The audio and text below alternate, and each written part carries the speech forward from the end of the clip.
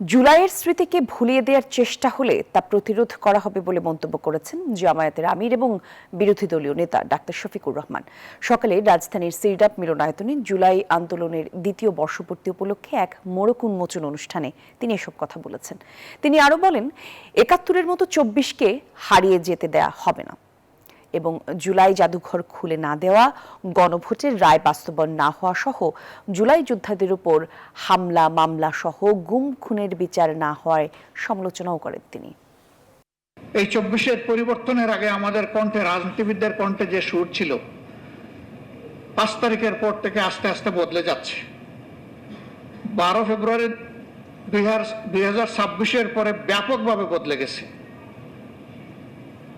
আগে যে সমস্ত কথা বলেছেন, অঙ্গীকার ব্যক্ত করেছেন, অনেকে এটা এখন বেমালুম ভুলে গেছে। তার ঠিক বিপরীতে গিয়ে এখন তারা ন্যারেটিভ দাঁড় করাচ্ছেন।